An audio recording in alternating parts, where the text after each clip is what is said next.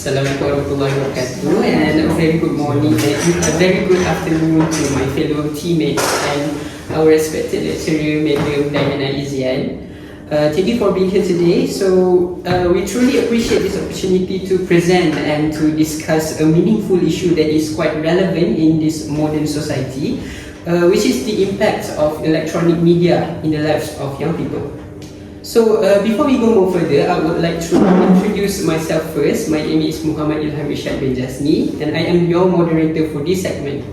So we got candidate A here. Please introduce yourself. Hi, my name is Firash Amir bin Jamaluddin. I am candidate A. I'm candidate B. My name is Imran Al-Hanif bin Zainuddin. Me, candidate C, Kurata Nawara bin Tizul Amri.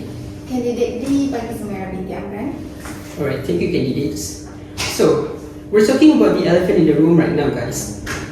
So electronic media that has become an inseparable part of modern life. Even my 5 years old niece knows how to use social media, know how to DM me, know how to personal message me on WhatsApp whatsoever.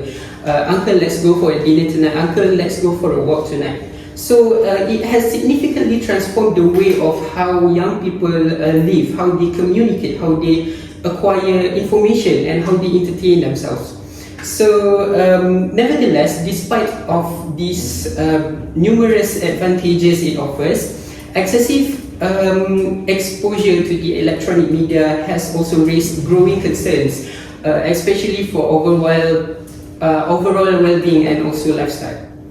So today, our discussion will be focusing on 5 impacts of electronic media, which is addiction, mental health, physical health, and also social skills.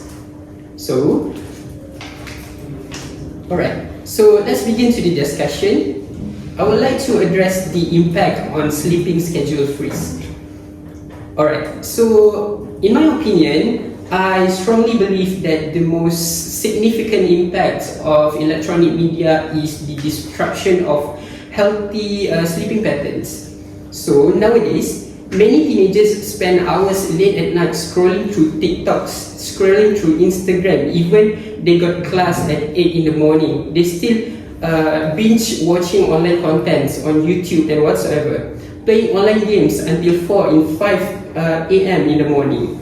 What is intended to be a short escape often turns into several hours of screen time without they even realizing it.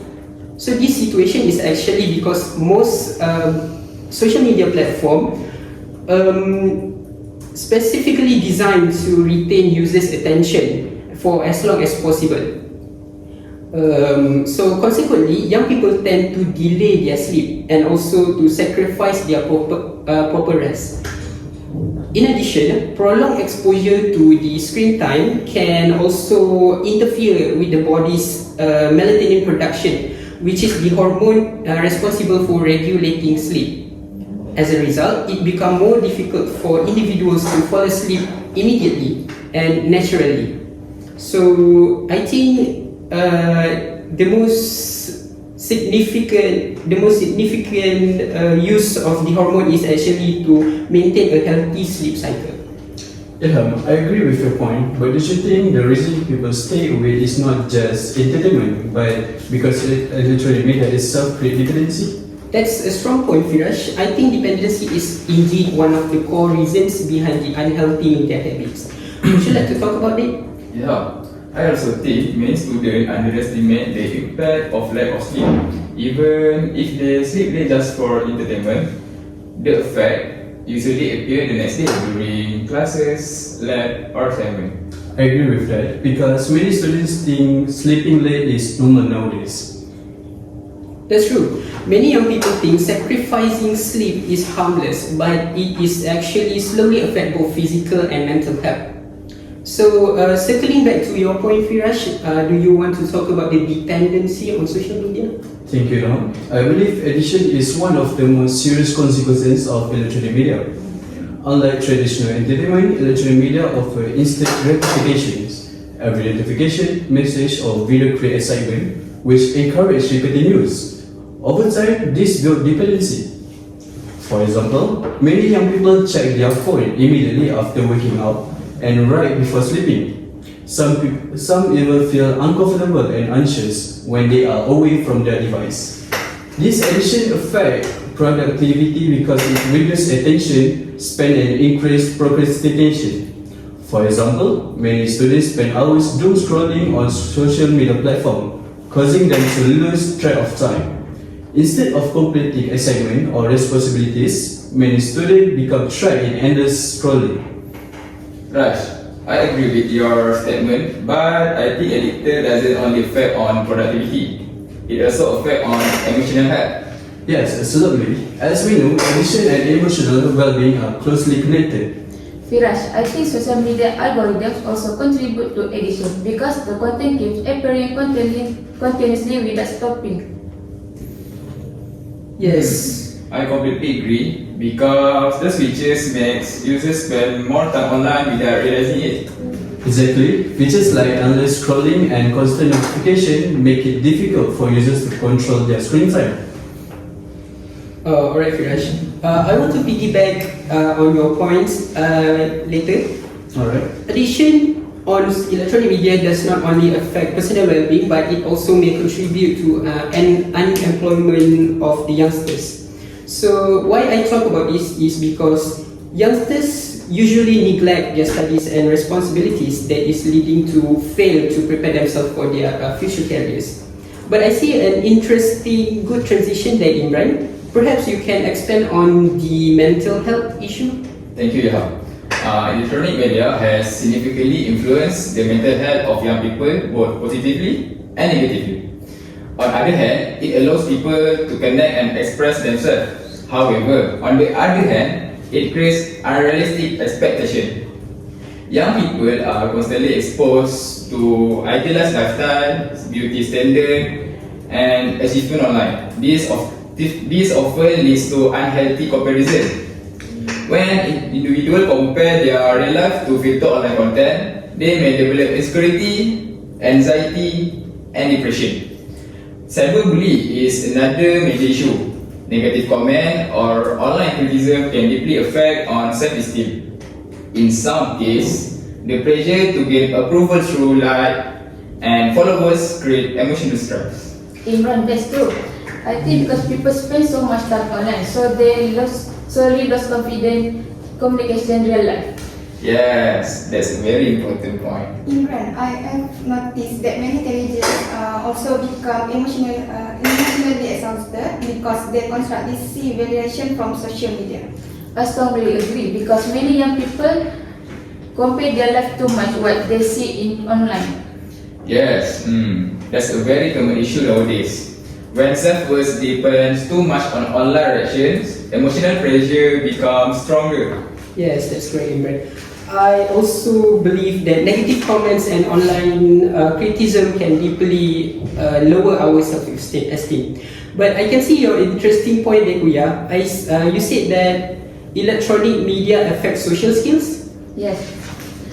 So true. In my opinion, electronic media has changed the way young people interact socially. Although it makes communication easier, it has reduced the quality face-to-face interaction. Many young people are more comfortable texting than speaking directly. They weakens essential communication skills such as eye contact, body language, emotional understanding. For instance, during gathering or meals, it is common to see people more focusing on their phones rather than engage in conversation. Over time, this may affect confidence in public speaking and interpersonal relationships. Technology connects us virtually, but sometimes distance us socially. I strongly agree. Even physical gatherings feel less interactive nowadays because everyone is distracted by their screen. Exactly. Presence does not always mean connection. Kuya, do you think this is why some young people feel awkward when speaking in public or meeting new people? I agree with that. Yes, I believe excessive online interaction reduces confidence in real-life communication because people become too dependent on virtual conversation. Yes, that's right, Kuya. People become too dependent on virtual conversation. It reduces the confidence in their real life. But that's a powerful statement, Balkis. You said that physical gatherings feel less interactive. Let's hear your point. Thank you. Besides mental and social effect, electronic media also affect physical health. Long hours of screen time encourage a sedentary lifestyle where young people spend most of their time sitting or lying down. This reduces physical activity and increase the risk of obesity and poor body posture. In addition, prolonged screen exposure causes eye strain, headache, and neck pain. For students, especially sitting in one position for too long with using device can create long-term physical discomfort. Electronic media itself is not harmful, but excessive use without balance can seriously affect health. But yes, do you think setting screen time limits can help? Yes, definitely managing screen time and maintaining physical activity can reduce their negative effect. Yes, I also believe that screen overuse also affect their daily routines because people become less physical active nowadays. That's correct. Many young people prefer staying indoor with device rather than exercising or participating in outdoor activity. From this discussion, I think electronic media give both positive and negative effect depending on how people use it. Yes, I agree with Viraj. Many young people are aware of the risk, but sometimes they still struggle to control their screen time. I also believe balance is very important. Technology should help us communication better, not distance us from people around us. That's true. Besides mental and social well-being, physical health should also be taken seriously when using electronic media. I think parents and school also play an important role in educating young people about healthy media usage. I agree with that. Awareness alone is not enough. There is no self-discipline. That's true. Small habits like reducing screen time during meals or before sleeping can already make a difference. Yes, and spend more time on outdoor or physical activity can help create a healthier lifestyle. Alright, I agree with all your points. So overall, electronic media is useful, but our young people must learn how to use it responsibly and in moderation. So thank you for all this meaningful discussion.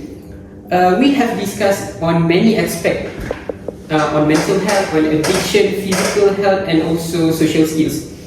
And that we can see that although electronic media has provided us many benefits, excessive use can negatively affect people.